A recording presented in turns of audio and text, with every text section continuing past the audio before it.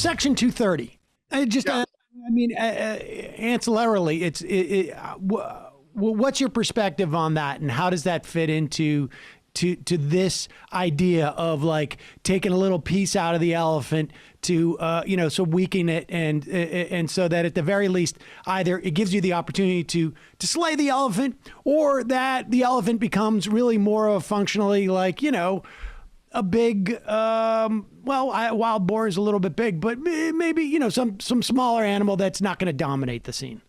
So I think that the efforts to reform Section 230 are either cynical or mistaken. I think that a lot of people who should know better have gone on to say that we should get rid of it. It's very short. It's very easy to understand.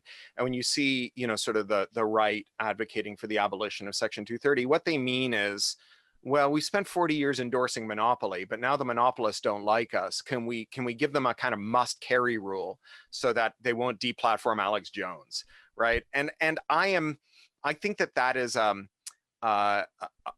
foolish thing to get involved in. I mean, the right is sadly mistaken if they think getting rid of Section 230 is going to allow them to have runaway conspiracists and calls for violence. It's telling that if you look at the terms of service for Parler and Gab and Trump's new blog, that they all say, like, if you do a thing that is illegal or that we think is illegal or that we think might get us in trouble or that just makes us sad, we're going to delete it, right? They all have that policy, right? And then, progressives who are like, well, maybe this will get the tech firms to put their thumbs on the scales for better speech, I think ignores everything we know about how the tech firms do moderation.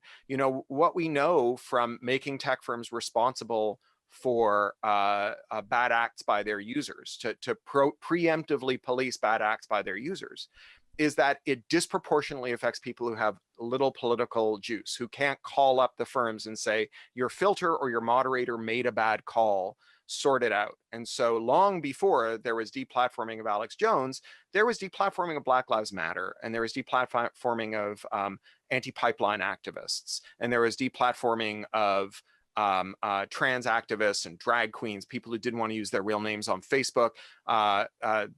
Cambodian dissidents are routinely deplatformed because the Cambodian dictator has a whole team that goes around and finds Cambodian dissidents who aren't using their real name because they don't want to be picked up and tortured and murdered, and gets them kicked off the service.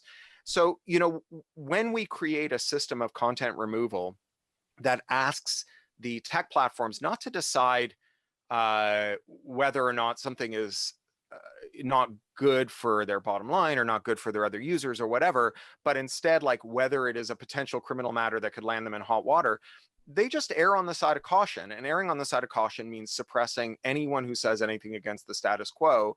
And that's not going to be primarily people you agree with. It's going to be people that whose rights you want to see defended and whose voice you want to see heard. Just to be clear, and I said this, as Section 230 is a provision that essentially says a digital publisher or platform, they would say not a publisher, a platform is not responsible for what users leave in terms of comments or videos, in terms of beyond sort of roughly speaking. I would say it a little differently. I would say that whoever posted is responsible for it. That's what 230 says. So if you're a company and you post something to your platform, you're responsible for it. If you're a company and someone else posts it to your platform, they're responsible for it. Okay, fair enough. And so what? Those two big measures that you've talked about, the interoperability and the going forward, the inability to sort of just run amok with antitrust, hopefully will shrink these beasts going forward. I think we've covered it all. I feel like I could talk to you for another hour or two about. Well, there was one thing I did want to add, if that's okay. Briefly, we talked at the very start of this about the effect size of that Facebook study and whether, when they did it to 60 million people, they got 200,000 or whatever, 300,000 people to vote who wouldn't have, and our votes on our elections turn on less than that. And that's true, but no precinct turns on a vote that is 0.38% closer. right? So they got they took 60 million people across all precincts, and in each individual precinct, they saw a 0.38% effect size.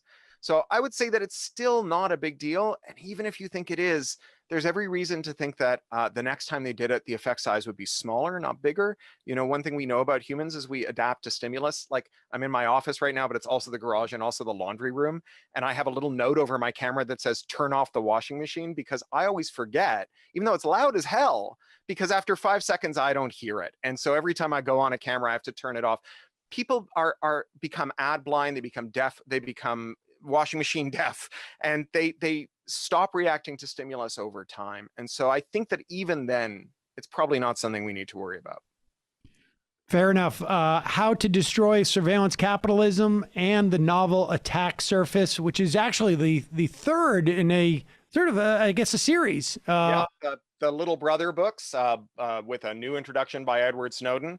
Cyber thrillers about young people fighting authoritarian regimes with technology to defend their fundamental freedoms and the freedoms of people around them in a technological world.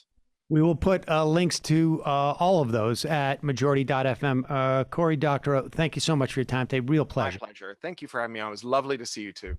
Bye-bye. Thank you.